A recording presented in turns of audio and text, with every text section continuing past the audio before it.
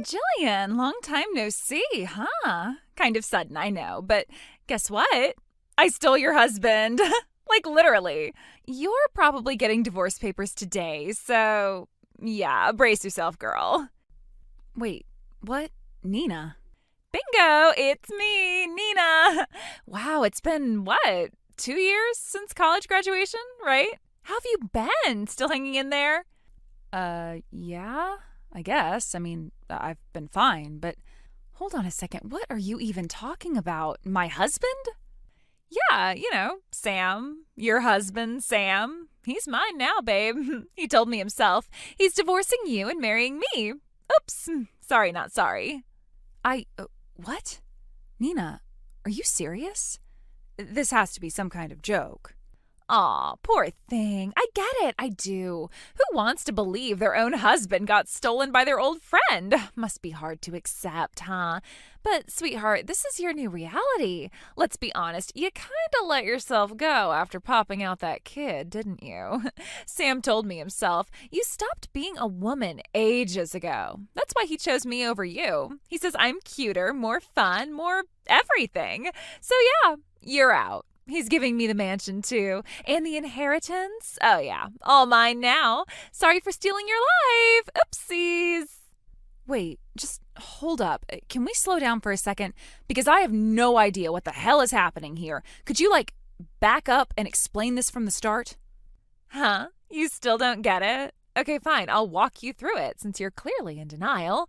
So, it all started at this party a friend dragged me to. And who do I bump into? Your oh so precious Sam. He comes up to me all smooth and says, hey, you went to the same university as my wife. And I'm like, who? Turns out it's you. Imagine my surprise. You got married and even had a kid and nobody told me. Wow, right? Yeah, okay, I follow. So then what? So then we hit it off, really hit it off.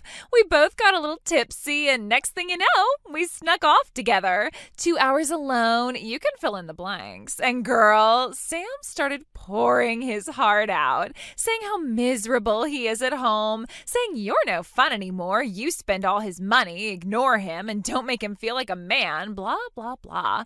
And I thought, poor guy, someone's got to rescue him from this nightmare wife. That someone, me. So yeah, we started dating, secretly of course. And let me tell you, the chemistry, off the charts, babe. Right. So you started seeing him behind my back, and? And, well, Sam still had you, his boring wife, at home, so we kept it hush-hush. No need to make things messy. But guess what? Sam finally hit his limit. He's done with you. He told me he's going to give you the divorce papers today and officially make me his new wife. No more hiding, no more sneaking around. We're going public, baby.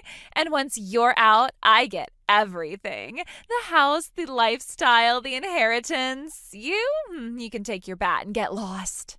The house? What do you mean, get out of the house?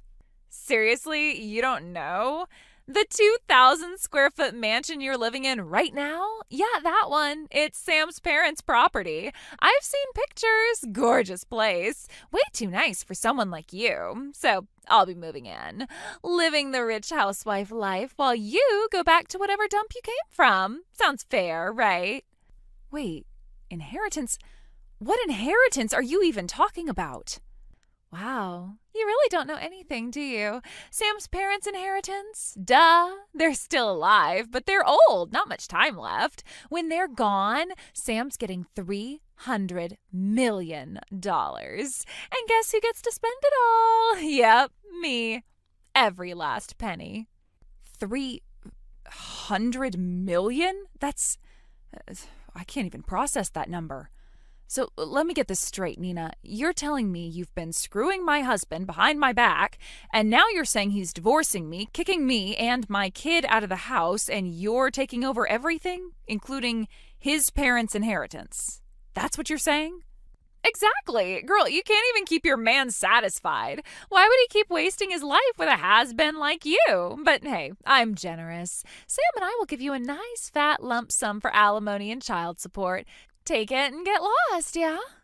You'll probably end up some sad little broke single mom, but hey, that's life. At least you'll have the money we toss your way to scrape by for a while. Good luck, sweetie. You're gonna need it. Yeah, I get what you're trying to say for now. But first, will you just listen to me for a minute? Just hear me out. What now? Gonna throw some bitter excuses my way? Honestly, at this point, nothing you say will hurt or bother me anymore, so go ahead. I'm listening. All right, then here's the real story from the very start. I am still single. Completely single. What? I've never been married in my entire life. Never changed my last name. My family registry is clean as a whistle. I had a boyfriend once, but we broke up a while ago. That's it. I'm totally unmarried. What are you talking about? You can't be serious. No, it's not a lie. I've never married. I don't have kids. And that Sam guy, I don't even know who he is. He's not my ex. I don't know him at all. Wait, what? What does that mean? That's exactly what I'm trying to figure out. Because honestly, I have no idea what you're talking about. I live alone in a small apartment near the station, not some mansion you're claiming. I don't have a husband or in-laws. My family's still back home and doing just fine. I'm just baffled. No way. You're joking, right? Single. You? Then who the hell is Sam? Seriously, I don't know who that is. No way, that can't be true. Because I promised to marry Sam. He said we needed money for the divorce. I even handed him $10 million. Wait, 10 million what? $10 million. It was supposed to cover alimony and child support.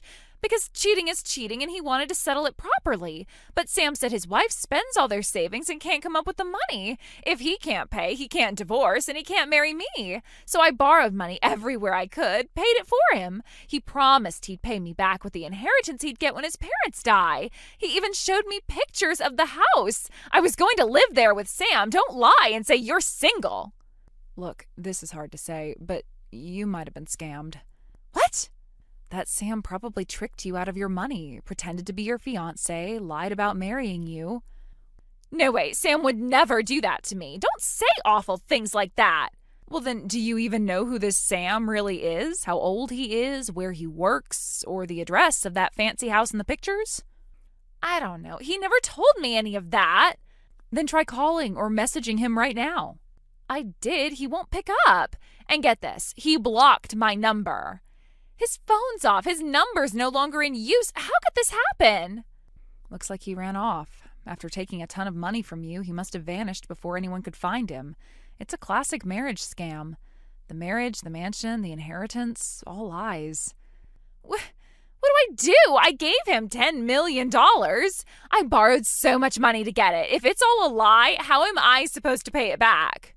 Well, that's not my problem. You should report it to the police and let them investigate. There's no time for that. I borrowed from loan sharks, too, to raise that $10 million. If I don't pay by the deadline, they'll charge me crazy interest and do terrible things. Help me, please. We're friends, right? Look, honestly, I feel bad, but if you knowingly dated a married guy, that's on you. And then you accuse others? I'm done with this. I'm going to stay away from you from now on. We weren't really close since graduation anyway. Don't say things like that. Please, just lend me some money. Help me. You really need to blame your own foolishness. Good luck with that mess. After everything that had happened, the turmoil, the lies, the endless back and forth with Nina, I finally reached a point where I could begin to close the door on that painful chapter of my life. It was a long road to get here, full of frustration, confusion, and a lingering sense of betrayal. Yet now, looking back with some distance, I can see the whole picture more clearly and reflect on the lessons that situation forced on me, even though I never wanted to learn them. When Nina first started pestering me for money, I tried to be patient. I reminded myself that maybe she was genuinely desperate, maybe she needed a lifeline. But the requests didn't stop. In fact, they only grew more frequent and more insistent. She messaged me dozens of times a day, each one filled with increasingly desperate pleas. I felt worn down, exhausted, trapped in a situation I couldn't control. Eventually, I realized that no amount of reasoning or compassion would change things, so I made the difficult but necessary decision to block her completely. I cut her off from my life without looking back. But the block wasn't enough. To truly protect myself, I went even further. I changed my phone number. I needed to make sure she couldn't find a way back in, couldn't wear me down or guilt me into compliance. That act of changing something as simple as my phone number kind of felt like a rebirth, a chance to start over without the weight of her constant demands pulling me under. It was an extreme measure, but one I know I had to take if I wanted to find peace again. The aftermath of that decision was both quiet and chaotic. Quiet because I no longer received those harrowing messages. Chaotic because the fallout spread in unexpected ways. Mutual friends told me bits and pieces about Nina's situation. Apparently, she never reported the scam to the police, nor did she confide in her family about what had happened.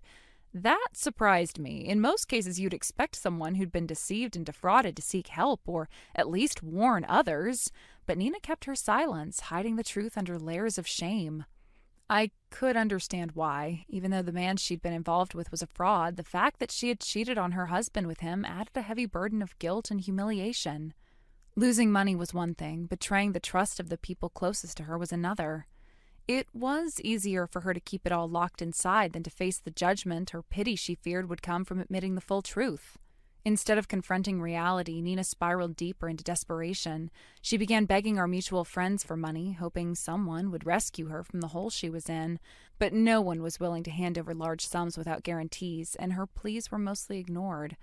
This rejection must have crushed her even more, forcing her to borrow from dangerous loan sharks to cover her mounting debts. When she missed the repayment deadlines, things took a dark turn.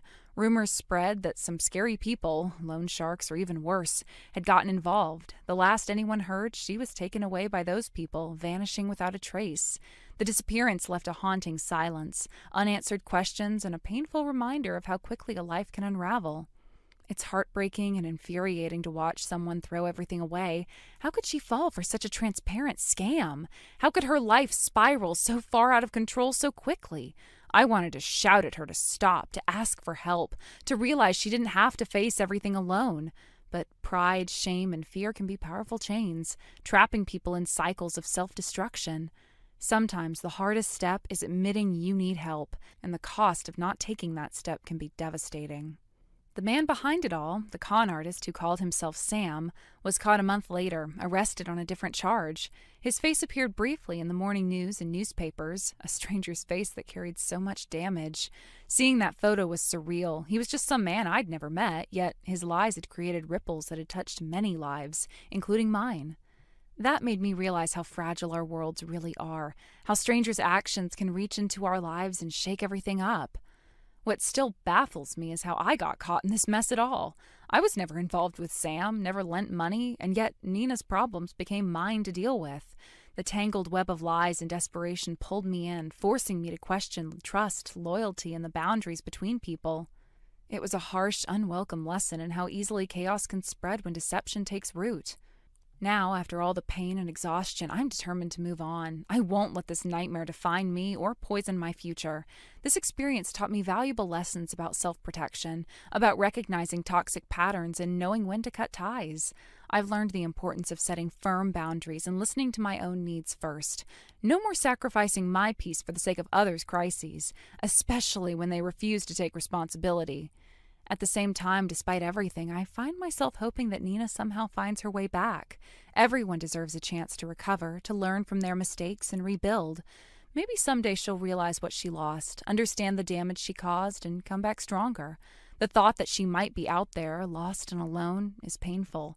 It reminds me that people are complex, capable of mistakes, but also capable of redemption. Reflecting on this whole ordeal, I see it now as a stark reminder of how fragile human relationships really are.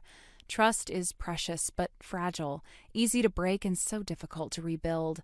This experience taught me not only caution, but compassion. People who make mistakes are often silently crying out for help, even if they don't know how to ask for it or are too afraid to admit it. I'm free now, free from the endless drama, the lies, the emotional roller coaster. I carry scars from those days, but they serve as reminders to stay vigilant, to protect myself without losing my capacity to care. No more second chances for people who don't deserve them. No more getting sucked into chaos that isn't mine. This is my boundary, my peace. This painful, messy, heartbreaking ending is also a beginning, a chance to start fresh, to rebuild, and to prioritize my well-being above all else. Because after all that has happened, peace is the one thing I am determined to never lose again. Even now, when I think back to those long nights of worry and endless messages, I remind myself how important it is to keep that boundary strong. It's easy to fall back into old patterns, being too kind, too trusting, too willing to help, but sometimes kindness has to be measured. Sometimes protecting yourself means saying no, walking away, and refusing to carry burdens that aren't yours to bear. I've learned that life isn't about saving everyone or fixing every problem that comes your way. Sometimes the kindest thing you can do, for yourself and for others, is to step back and let people face consequences of their actions. Only then can the real change begin. In the end, this experience wasn't just about a scam or a broken friendship. It was a hard lesson in resilience, boundaries, and self-respect. It showed me what I'm willing to endure and where I draw the line. And it reminded me that no matter how painful the past, the future always holds a chance to heal and grow.